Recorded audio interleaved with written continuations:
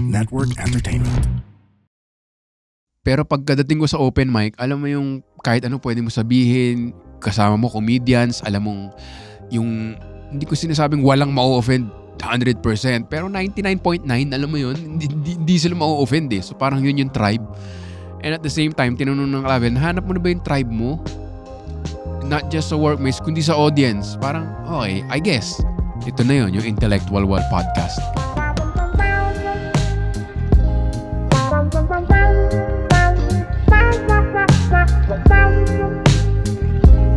Welcome to another episode of Intellectual Wall with Victor Anastasio, produced by the Pod Network, recorded here at the Pod Network. Kita nyo naman, sabi nga ni Jeff, mukha akong patron saint ng Ateneo. Sa lighting na to, nag-blue pa ako. Or mukha akong, alam mo yun, endorser ng Globe. Pero, yan maganda dito. Ang pag-uusapan natin ngayon, kasi may mga nagtatanong sa akin, okay bang maging stand-up comedian? Ano yung mga tip nyo? Wag na! Hindi, joke lang. Napag-usapan lang namin to ng isang kaibigan namin, kaibigan kong former comedian, yung passion. Para I guess tama naman, no? Sabi nila, follow your passion, the money will follow. Parang nag-follow naman yung money sa akin. Pero, parang, I guess, nabasa ko kasi Ikigai. Narinig niyo na ba yung Ikigai, guys? Ikigai. IKI guy. Yan. Parang sabi nila, what? Shoutout nga pala, ang gulo ko, no? Shoutout nga pala sa Clavel Media, Clavel Magazine para sa kanilang feature. Kaya ako naisip ang topic na to rin. Partly because of that. Shoutout Clavel Media. Follow niyo sila sa Instagram, Facebook, and wherever they are sa social media. Clavel. Sobrang cool nila. Sheesh. Maraming salamat sa pag-feature. And feature pala nila si Red Oliero pre-Netflix. So sabi nila, hindi kami clout chaser. Talaga supporter lang talaga kami ng local scene. Galing sila sa sneakers, yung ganun streetwear. And then meron din sila mga musicians na. And thankfully, napunta kami sa radar nila. So shoutout sa Clavel Media. Ang ganda ng feature nila sa akin, ang ganda ng feature nila sa Cool Pass at kay Red, at gusto pa nilang mag-feature ng ibang tao. Sinuggest ko bakit hindi yung Solid Okay Team. Di ba? Pwede. Basta humingi sila ng suggestions and I suggested other comedians. Kasi parang dun ko na realize na yung passion ko yung stand-up comedy. Pero ang dami ring favorite ni Red to eh. Sinabi ni Conan O'Brien na you are the culmination of the failures of what you try to be. Basta parang ganun. Na parang dati sinubukan kong magsulat, di ba? Nag-Ricky Lee Writers Workshop ako, which very grateful for kasi hindi lahat nakapasok doon. And then, para siyang retreat eh. Yung Ricky Lee na yun, dami ko rin natutunan. Talagang ina-analyze namin stories, Philippine society, kung bakit yung mga stories sa Pilipinas ay ganun. Kasi sa States, puro sila identity, individualism, di ba? Kasi ganun sila eh. Pero tayo, laging family brokenness. Kasi pala, dahil tayo ay a conquered peoples, sinakop tayo ng mga iba-ibang bansa, kaya nawawatak yung pamilya natin, kaya yung psyche natin laging, oh no, dapat hindi ako mahiwalay sa tribe. Nandiyan na naman yung mga puti. Nandiyan na naman yung mga puti. Di ba parang ganun, kaya yung mga movie natin about family, about togetherness, about community. Doon ko natutunan yung mga yun. Tapos, ayun, nag-pitch din ako sa QC ba yung? QC Cinemalaya or something. QC Cinema. Nag-pitch ako doon nang nagawa ko screenplay about stand-up. Naging like 6th place lang ako, hindi ako natanggap. Ganun. So parang, alam mo yun, nag-iiba-iba yung passion. Pero at the start of my quote-unquote comedy career, nakikinig ako ng podcast talaga. Kaya lover ako ng podcast eh. Kaya the Pod Network, I love you guys. Spotify, I love you guys. Ramdam namin yung support talaga. And sinabi ko nga kay Alan, para lang tong stand-up comedy na talagang pupusuin mo lang eh. Alam mo yun, sa ngayon, niche pa siya. Malaki yung potential. Tapos yung mga creator, yung mga artist, talagang gusto nila yung podcasting. 'Di ba? Kaya parang ganun eh. nasa na ba ako? Ginawa ko rin yung film, nanonood ako ng mga MMFF every time, and then nakilala ko syempre yung mga filmmaker, film people, nagsusulat din ako, and then napunta ako sa TV, alam mo yung gusto ko maging head writer, yun yung naging passion ko to, yung entertainment. But then, pag hindi gumagana, nagiging hindi ko na passion. Alam mo yun? So, basically, kaya ako lang ginagawa tong stand-up comedy realistically kasi somehow kumikita, alam mo yun? Somehow nagiging commercial, somehow maraming salamat sa inyo, may mga nanonood na live. Dahil nandito yung pera, alam mo yun? Pero may mga iba rin akong passion na hindi nag-work out. I guess yun yung message, no? Na parang, yun ikigai, yung what you love doing, what you can earn money from, and what the world needs. Parang ganun. And I guess, lahat naman ng tao kailangan tumawa, gusto tumawa, gusto ng taong nagrereklamo para sa kanila katulad ko, gusto ng mga taong nagmamarunong katulad ko. So, I guess nahalo, pero frustrated rin ako eh. Kasi tinanong sa Clavel Media, nahanap mo na ba yung tribe mo, sabi sa akin. Tapos parang, oo nga, magandang tanong yun. Kasi frustrated rapper din ako. Pero iba yung vibe naman ng rap community. Hindi lang yun sa, mahilig ako mag-rap. Ano yung tambay pagkatapos? Ano yung kain-inom nyo pagkatapos ng show? Di ba? Parang mahilig ako sa numbers, sa banking. Ano yung mga bank conference? Trip mo ba yung mga tao doon? Di ba? Laking bagay nun sa work or sa industry. Trip mo ba yung tao? Trip mo ba yung kultura? Kung hindi man sa company na yun, pwede ka lumipat. Pero generally, nung nasa banking, para matestosterone yung matestosterone. I'm a sensitive guy, guys. I'm a sensitive guy. So parang matestosterone na ang lalaki ng, alam mo yun, parang ganun yung, hindi ko na, I guess hindi ko nakayanan. Basta I'm a sensitive guy, guys. I'm a sensitive guy. Tapos, yun nga, yung tribe ko, sabi ko, pagka open mics, kunyari, galing ako sa shooting or showbiz or day job dati, hindi ka, ako, na parang, okay, dapat di ko sabihin to, baka ma-offend yung tao dito. Pero pagkadating ko sa open mic, alam mo yung kahit ano pwede mo sabihin, kasama mo comedians, alam mong yung, hindi ko sinasabing walang ma-offend 100%, pero 99.9, alam mo yun, hindi sila ma-offend eh. So parang yun yung tribe. And at the same time, tinanong ng Clavel, hanap mo na ba yung tribe mo? Not just sa workmates, kundi sa audience. Parang, okay, I guess, ito na yun, yung Intellectual Wall Podcast. Kasi pag podcast audience, yun ang mas malalim kasi hindi siya parang 15-second joke lang eh. Alam mo yun, nakikinig talaga kayo, which I really appreciate. So parang, ito na yun. So at the start of my quote-unquote comedy career, nakikinig akong podcast, Mark Maron, WTF.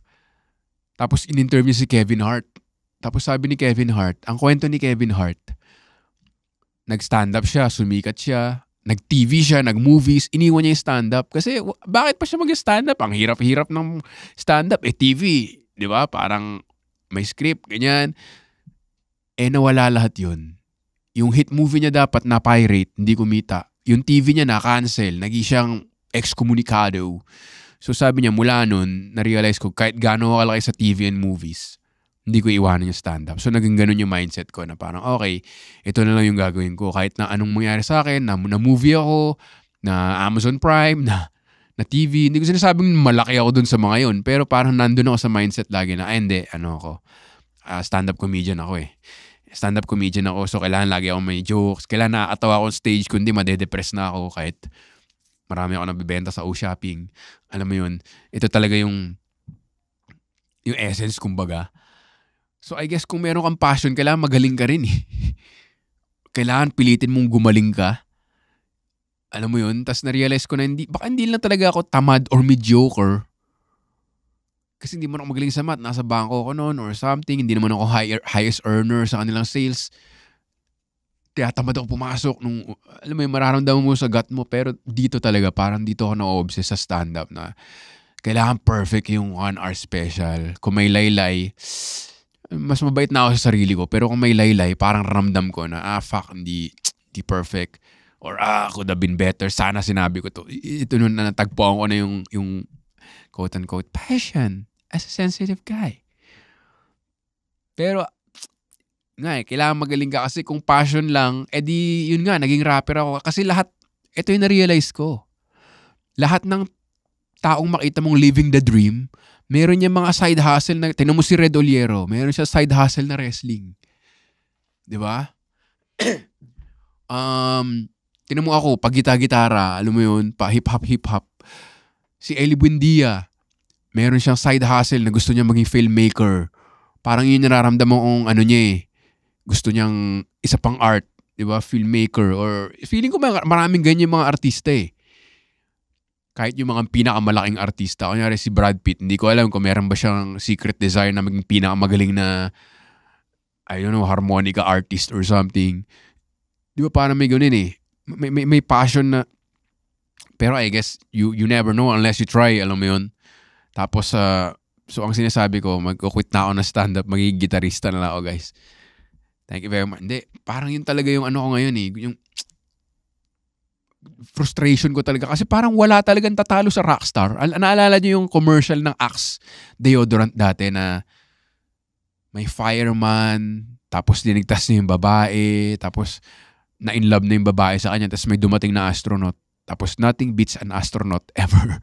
Parang ganun yung mga Rockstar alam mo yun? Nakwento yan sa akin dati ni Mike Unson Mike Unson, komedyante rin siya. Nagsa-stand up siyang ganun, kill siya sa audience, tapos umakit si Jimmy Bondok, tapos nag-joke, tumawa rin lahat. Tapos sabi niya, hindi talaga fair, no? Komedyante lang tayo, pero yung mga rockstar nakakatawa rin sila, may itsura sila, at magaling silang kumanta. Alam mo yun, ang dami nilang, mas awesome sila, alam mo yun, pwede i-repeat ng audience yung lyrics nila, di ba? Pwede sila maghuba doon stage. Alam mo yun, inuulit-ulit anthem yung mga kanta nila. Tapos kami papatawa lang, pero wala dun tayo magaling. Doon tayo magaling. Diba? Meron akong drawing ng bata ko. Prename ko pa. Gusto ko maging rockstar. Nakasulat. So parang baka sabihin nyo, wow, ito talaga yung gusto niyang gawin. And then, hindi. Marami akong ibang gustong gawin. Gusto ko maging PBA player, sitcom star, movie star. Kung magaling ako doon, o kung nag-hit ako doon, hindi natin alam. Baka yun yung sasabihin kong passion ko. Pero since nag-fail ako doon, alam mo yun, yung sour graping na. Hindi ko naman passion yun luckily, nakakatawa naman ako sa stand-up comedy. So, ito yung passion na sinasabi ko, di ba? So, yun lang. May narinig din ako na parang nakakapagod din kasi. Lately, nagkatrangkaso kami ni Chi Baka dahil lumabas kami ng 2 nights in a row sa Cebu the night before the show and the night after the show. So, parang feeling ko na design ko na yung buhay ko na okay, masaya ako sa trabaho ko naman. Masaya ako sa trabaho ko sa hours, ganun. Kasi, dati, ayoko na magtrabaho. Yun yung feeling. Tapos may narinig ako uli na yung Espanyol na motivational speaker na laging kong kinukwento, si Sergio.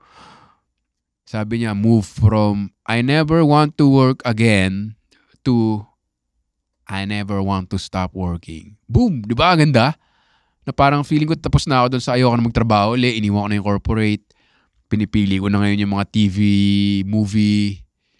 This year next year, hindi ko alam. Baka mamulubi ako tapos mag-serye uli ako or something. Pero at least this year, nakasugal ako sa stand-up comedy tapos okay naman. Buhay. Ayun parang I want to stop working. Ayoko nang gawin niya kasi long hours. Hindi naman ako star dyan. Sa TV or andun na ako ngayon sa point na parang ayokong itigil to stand-up comedy. Gusto ko palaki ng palaki yung shows. Siyempre may mga idol kami. Idol namin isa't isa rin. So siyempre idol ko si Red na nag-1.5, di ba? Idol mo yung Cool Pals na nag-Soler. Di ba? And luckily, sold out yung Arete ko and maso-sold out na yung Green Hills. So parang nafa-follow ko naman sila. Pero paano ka aabot dun sa Rico Blanco level na parang magkaroon ka ng isang concert sa Araneta tapos the rest of the year magla Union ka na lang, alam mo yun? Paano ka aabot dun So parang andun pa ako at least nandun na ako sa feeling ko na I never wanna stop working. Pag nagpa-podcast ako na parang catharsis siya, Alam mo yon, hindi siya, man, kailangan ko na naman. Lalo na nung nag-hit naman yung mga solo. Putya, ang daldal kong tao. Bata pa lang, madaldal na ako eh. KSP na ako eh. So parang ganito lang yung ginagawa ko and then may natutuwa naman. So hindi siya mabigat na work eh. Parang gusto ko siya ituloy-tuloy. Alam mo yun? Pati yung stand-up comedy, yung iba yung... Ginawa ko yung fetus joke sa Cebu. Tapos yung isang stage director or prod director doon or si Carl. Shout out Carl. And the Epicenter Cebu team. Sobrang solid nyo. Sabi niya, grabe yung fetus joke. Hindi siya maka-get over do sa writing na sobrang tabu pero na pull off ko. Kung hindi nyo alam kung ano tong joke na to, manood kasi kayo live. Basta yung fetus joke na sobrang, pride enjoy ko rin yan eh. Galing no? Pride enjoy usually sinasabi sa mga bata pero sa akin fetus inabort. Pero pride enjoy ko yung bit na yun. So parang na-enjoy ko talaga siya na feeling ko na de-delay ko rin yung Alzheimer's ko, dementia ko or something kasi lang gumagawa ka ng setlist o nagjo-joke. Masaya yung tambay. Siyempre nakakatamad din mag-open mic. Alam mo yun, pupunta ka dun, ang dami yung comedians, mag-wait kayo ng turn, 7 minutes ka lang, tapos walang bayad, minsan walang tao, babayad ka ng gas, iba nagko-commute, babayad ka ng parking, tapos minsan di nakakatawa, sayang oras, pero part of the hustle na eh. Alam mo yun? Pero yun lang, sabi nila, passion. Sabi rin ni James ngayon, kaya siya nagto-toys, kasi mula nung naging trabaho yung stand-up, wala na raw siyang hobby. Ito yung hobby namin dati. Lumaki kami together practically ni na James GB Red 2007 to 2010. Doon kami nabuo. 20 years ago na. May day job. Si James, may day job pa rin. Pero trabaho na talaga yung stand-up sa kanya. Kasi paproduce na siya. May cool pals na siyang responsibilidad na ayusin. Hindi na lang siya. So parang kailangan mo ng hobby. Kaya sakto ng pandemic, bumili ako ng electric guitar and ngayon naggigitara ako na walang kinalaman sa stand-up, walang opinions, walang pag-strena mo yung guitar, sasabihan ka ng guitar, hindi ka naman nakakatawa eh. Yung mga taong gano'n sa TikTok, alam mo yun, hindi na siya masaya eh, hindi na siya hobby kasi trabaho ko na yun, so parang naapektuhan ka na talaga eh. Hindi ka nakakatawa, ang core, di ba may episode tayo na reading TikTok comments. So, parang passion to work to passion, pero may mga gabi nga, katulad ng Cebu, na hindi na puno, pero ramdam mo, passion goes both ways, di ba? Hindi lang sa stand-up comedian, kundi dito sa crowd. Grabe eh. Saya ng crowd na yun eh. Unang joke, kasi ako yung nag-open nun eh. Unang joke ko pa lang, unang paso pa lang, ramdam ko na, pak, masaya to. So maraming salamat sa passion na pinakita ng Cebu. Once again, kung hindi pa lumalabas itong, kung hindi pa tapos ang Australia show namin, please watch the Australia show. Reach out to us, kababayan in Australia dahil mayaman na kayo. Hindi na issue sa inyo ang pera at nakatakas na kayo sa poverty. Congratulations sa inyo. Ibabalik namin sa inyo ang poverty. 4 na working comedians. August 30 sa Melbourne. August 30 sa Sydney. Putya, mali pa. September 1 sa Melbourne. See you there, mate. At kung tapos naman na yan, iniisip kong mag-show sa Linya Headquarters. Yon, you heard it here first. Parang siya, siguro experiment ako ng new material for next year na kasi tapos na yung 2 big theater shows ko. Maraming salamat sa lahat na nanood. At kumbaga yung jokes ko na yun, gusto ko na rin i-retire yung most, not all, most. And then gusto ko mag-experiment siguro sa Linya office or something. Hindi pa ako nagpaalam kay Ali na i-broadcast ko na. Pero saya nun, di ba? Intimate crowd, creative people, safe space. Sheesh. Di ba? So, ewan ko, baka Burmans ko gawin yun or baka mag-hiatus ako at mag-Bahamas muna ako. Magbakasyon. Hindi ko alam. Kailan kaya natin maaabot yung Comedy Manila yun? Yung MOA Arena Rebel, Araneta Coliseum level. Yun ang putya. Yun ang event na tuloy-tuloy lang tayo. Hindi na lang siya kinakaya ng passion. Alam niyo yung parang relationship sinasabi ni Red dun sa dating episode niya. Hindi, iba yung relationship eh. Hindi lang siya love. Ang daming involved. Parang ganun yung stand-up comedy sa amin ngayon. Hindi na lang siya passion eh. Marami siyang sakit sa ulo rin na ewan ko. especially siguro kay Red, no? Na magpo-produce siya, bebenta siyang ticket, may mga working permit abroad, may mga working visa, may mga clerical work na eh. Hindi na lang siya passion eh. Marami na siyang legwork, professionalism, parang business na rin siya. So, pero I guess yung passion nga yung what keeps us going. This episode is sponsored by Passion Max. Ayun lang muna. Gusto ko lang sabihin na yung mga idol nyo ay may frustration din. Tinan nyo si Michael Jordan. The best basketball player in the world. Puro championship. Siya nag-golf. Diba? Ganun mga tao, hindi na ako kontento. Yan ang na-realize ko nung nag-TV movies ako. Miski yung mga big stars doon, may mga araw gusto lang talagang umuwi. Alam mo yun, trabaho lang sa kanila minsan talaga. So yung mga kinaiingitan nyo ay may kinaiingitan din at hindi rin 100% masaya. Yung sinasabi ko sa inyo. So huwag kayo masyado mainggit. Diba? Follow nyo ako sa Instagram at sali kayo sa Intellectual Walls Telegram group. Yung link to join ay nasa description ng episode na to. Maraming salamat sa pakikinig. Sana i-discuss natin yung episode. Medyo tahimik ang Telegram group lately. So discuss natin ang episode na to or previous episodes or kung ano man. Ano ang inyong passion? What is your passion? Is fashion your passion? Kita-kita tayo sa Intellectual Walls Telegram group. At kita-kita ulit tayo dito sa Intellectual Wall with Victor Anastasio. Next time, mag-isa ulit ako ba? Nagra-rumble? Nagreklamo? Nagmumura mag-isa or may guest? Only one way to find out. Click follow or tap follow dyan sa Spotify para lagi kayo updated sa new episodes. Maraming salamat sa lahat na nakikinig. I really appreciate all of you. Till next time, TPN out. Peace.